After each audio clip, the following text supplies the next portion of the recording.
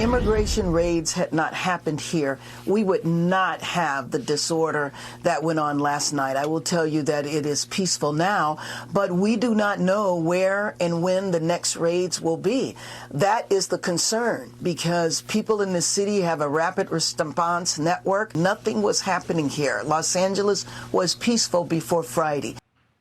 All right, that's L.A. Mayor Karen Bass. She is blaming President Trump for the chaos erupting in her city. We know now at least one federal officer was attacked. Despite this reality, a whole lot of lawmakers still insisting now that the demonstrations stayed peaceful. Here's a live look at L.A., where a rally to, quote, end the ICE invasion underway, as we mentioned, right now. So let's go ahead and bring in Tricia McLaughlin, spokesperson for the Department of Homeland Security. Tricia, what's your response to Mayor Bass? She says nothing was going on, everybody was living their best lives, and then boom, suddenly ICE invaded. Mayor Bass is telling Americans, don't believe your lying eyes, that these are calm, that these are peaceful protests, when what Americans are seeing are the streets of LA on fire, of ICE cars being slashed, defacing of public property. Our ICE enforcement officers are being assaulted. They're being pummeled with rocks.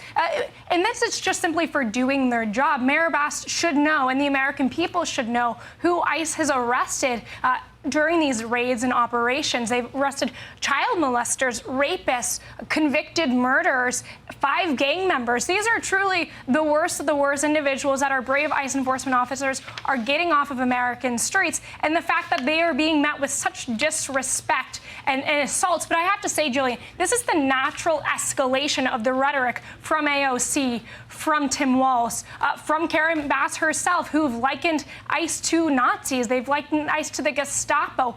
Then, of course, you're giving these activists, these violent rioters, a free pass to go on and do the worst of the worst, which is assault our ICE enforcement officers and make American communities less safe. What do you say to her point, and Gavin Newsom making the same point, that all the chaos and everything you're seeing now is because ICE showed up on the scene, that everything was peaceful up until that moment? It's absolutely ridiculous. Just on Friday night, when LAPD was not responding for 2 hours, our ICE office was surrounded by 1,000 protesters. They were lighting American flags on fire, burning them as they were hoisting up foreign flags. Is un-American activity going on, and it was becoming very violent. As I said again, they were pummeling our ICE enforcement officers with rocks. Take a listen to this. Here's some Democratic lawmakers talking about, their perspective, what's happening on the ground. The vast majority of protesters and demonstrators are peaceful. They're passionate. It's pretty obvious because he's always dreamed of politicizing the military and using it against what he sees as the left in America. So Trump wants to politicize the troops. Gavin Newsom is right to tell him to stop. What the president has done is thrown gasoline on a fire. He is enjoying the political spectacle for his own political purposes.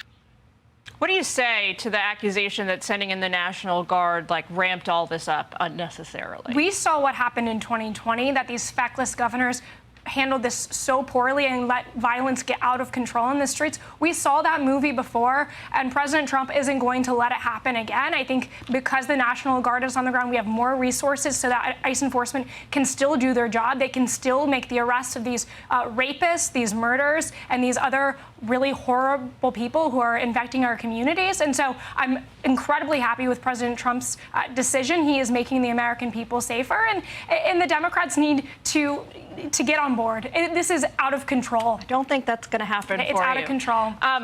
There is, well, put it this way, you have access to a whole lot of intelligence, obviously, that, the American public does not. Everybody has a different take on the size and scope and scale of these protests and the ensuing rioting that's going on. Can you tell us anything about numbers? How many people? What are the crowds like on both sides? We know last night it was about 6,000 protesters or 6,000 rioters.